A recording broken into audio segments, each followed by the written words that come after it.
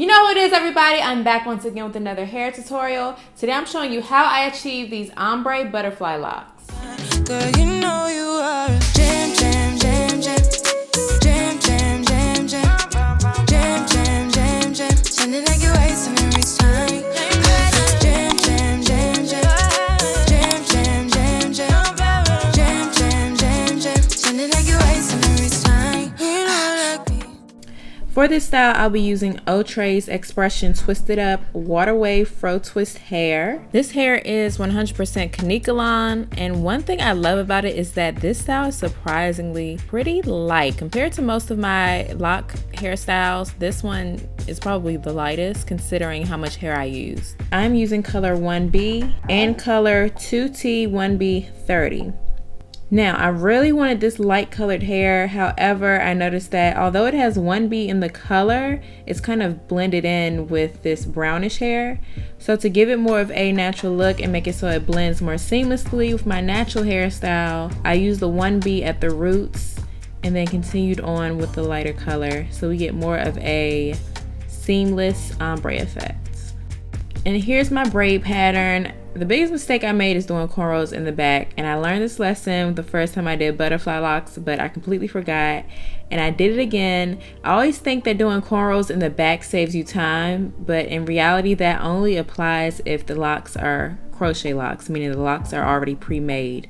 If you're wrapping your own locks, don't do this. Just do individual braids all over your head. When you do cornrows in the back, you have to create more locks to cover the cornrows. So it's better to just do individuals all over your head. But what's done is done. So here's my braid pattern in the back. And in the front, I have these individuals.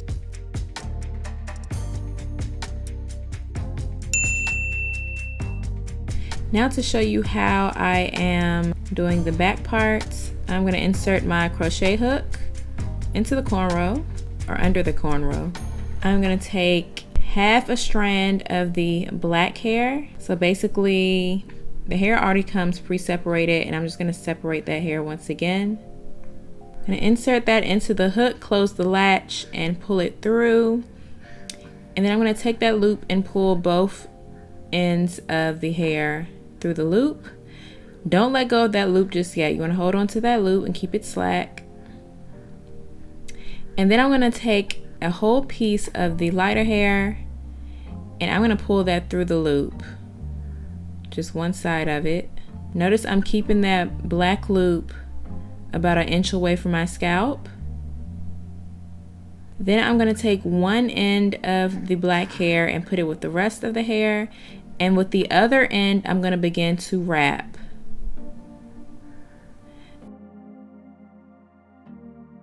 And this is where I'm going to do the dark root of the lock.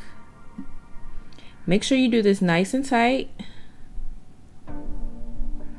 If you like, you can add a loop here at the top, or you can wait until you continue on with the lighter color. Now to get into the ombre part of this lock, I am going to put that black piece that I've been wrapping around with the rest of the hair, and I'm going to separate one piece of the lighter hair and begin using that to wrap. I'm going to start by wrapping a little bit up and then come back down, and then I'm going to start adding my loops. If you haven't seen my previous tutorial, basically you just put your thumb or your index finger in the way of the hair to hold the loop. You wrap the hair over the loop and then under the loop and continue to wrap.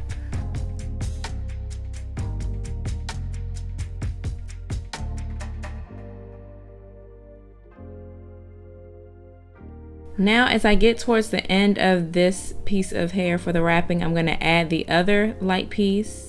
Now when you take this second piece of hair, you want to separate a small strand of the light color hair, and you'll see why at the end.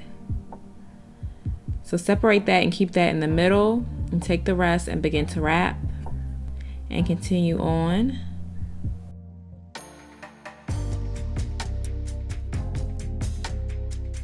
And we're just going to keep wrapping all the way down to the length that I want. Make sure all your locks are the same length. And once you get to the length that you want, you're going to start wrapping that hair back upwards.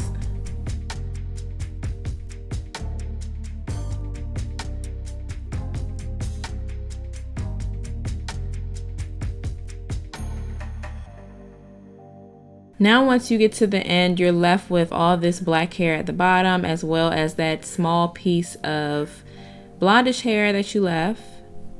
So what I'm going to do is cut the black hair, keep the small piece of blonde hair, and I'm going to take that blonde hair and just wrap it upwards, and that's really going to lock in this lock.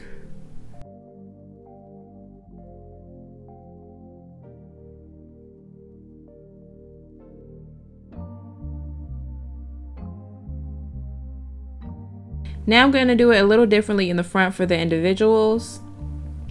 The first thing I'm going to do is crochet in the light colored hair through my braid about 1 inch away from my scalp, maybe 1 inch to 1.5 inches. I'm going to insert my hook into the middle of my braid. So you want to make sure your braids are nice and tight so they don't unravel and the hair doesn't slide.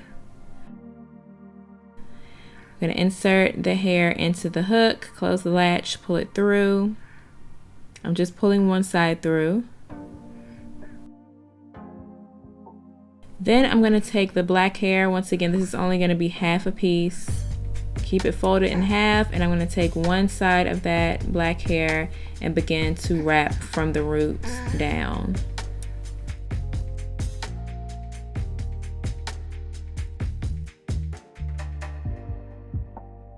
Once I'm about 1.5 inches down the hair, I'm going to switch off, put that black hair in the middle, and take one of the lighter strands and begin to wrap with that.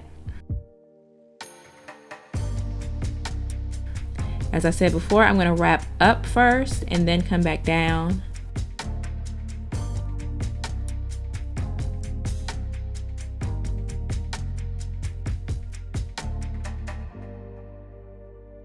And once we get towards the end, we're going to do the same method we did in the back. So once this hair starts to run out and we have about 1 inch left, I'm going to add the other strand of blonde hair, but I'm going to leave a small strand of the blonde hair in the middle. Once I get to the length I want, I'm wrapping that hair back upwards.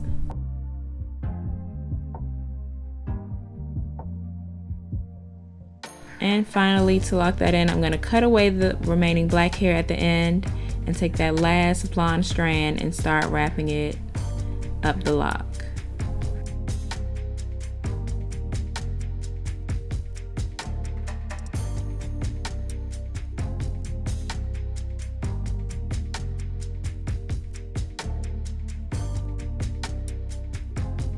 And here's the finished look.